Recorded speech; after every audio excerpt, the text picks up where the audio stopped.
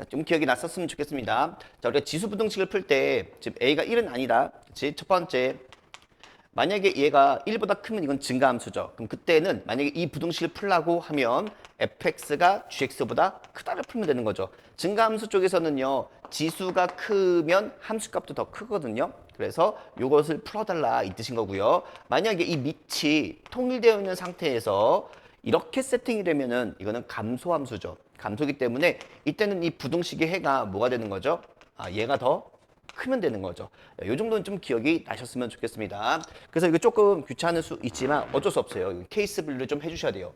A가 3분의 2가 아니고 1이 아니다. 그걸 뭘 방지하는 거죠? 밑이 1일 때를 방지하는 거야. 그리고 마찬가지로 A가 3분의 2면 밑이 1이니까 그거는 이제 빼고 얘기하자는 거죠.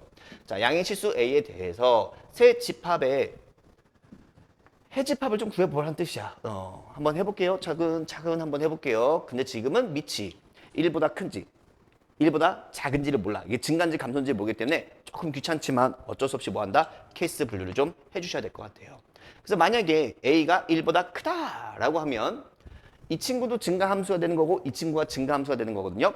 그러면 그때 A의 해집합이 누가 되면 어차피 밑은 통일돼 있잖아요. 그러면은 뭘 풀어주면 되는 거야? 아, 얘가 지금 증가함수이기 때문에 좌변의 지수가 누구보다 우변의 지수보다 크거나 같다를 풀어주시면 되겠지. 이 부등식의 해가 집합 A의 원소가 되는 겁니다. 해집합이 되는 거죠. 근데 A가 1보다 크다라고 되어 있으면 얘도 마찬가지로 증가하기 때문에 B의 해집합도 완전히 뭐랑 똑같아요?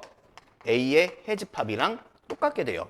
그러면 지금 이 부등식을 내가 푼다라고 했을 때 아래로 블록이거든요. 얘를 이항시켜서 한번 계산을 해보시면 얘가 이럴 수도 있고요. 이럴 수도 있고요. 아니면 이럴 수도 있었잖아요.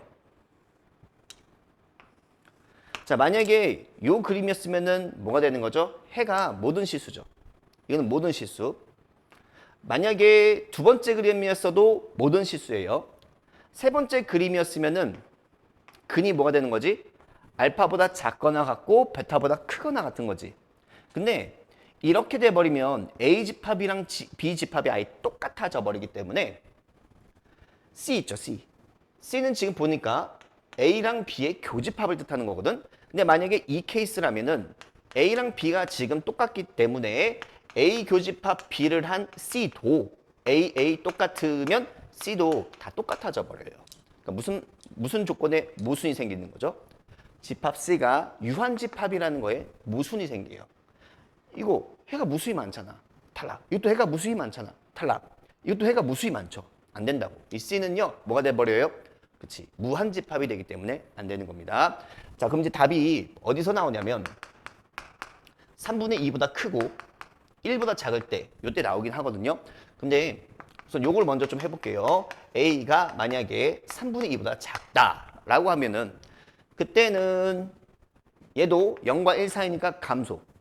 얘도 A가 3분의 2보다 작으면 얘가 여전히 1보다 작으니까 얘도 감소가 되거든요. 그럼 이때는요. A의 집합이 뭐가 되는 거지? A는 X제곱 더하기 BX. 이쪽이죠, 그러면은. 그러면은 X 플러스 2. 이게 집합 A의 해집합이고요. B는요. 이것도 똑같죠? 이것도 똑같네요. 그쵸? 자, 그럼 이렇게 되면은 이렇게 한번 해볼까요? 그러면 이 상황도 다시 이거거든요. 이거거든요. 그럼 결국 집합 C는요. 이걸 이항시켜. 이 부등식의 해가 된다. 이 부등식의 해.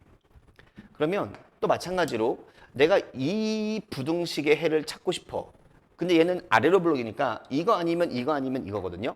근데 이 상황에서 0보다 작거나 같은 부분은 여기는 없죠.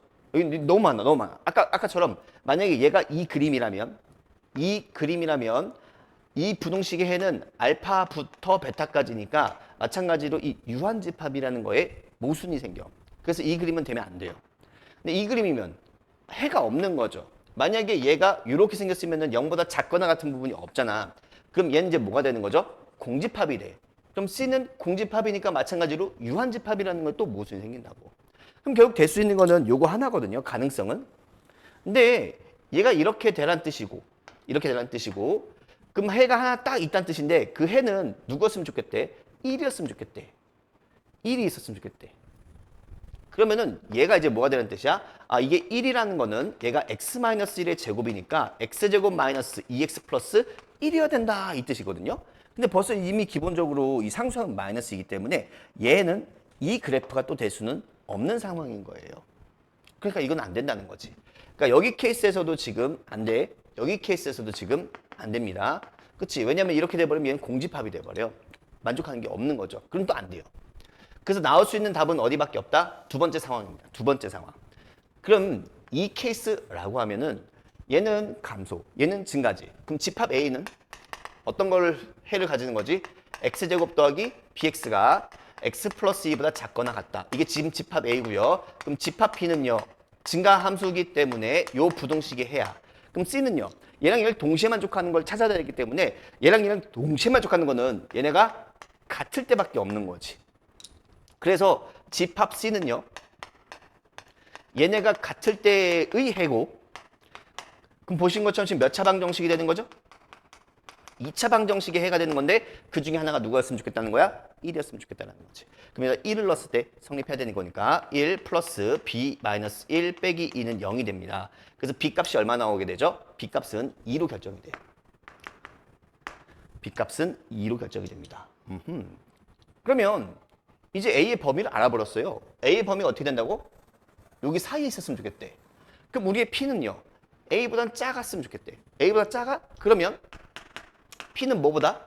3분의 2보다 작거나 같으면 되는 거죠. P가 3분의 2여도 괜찮잖아. 왜냐면 A는 3분의 2보다는 클 테니까.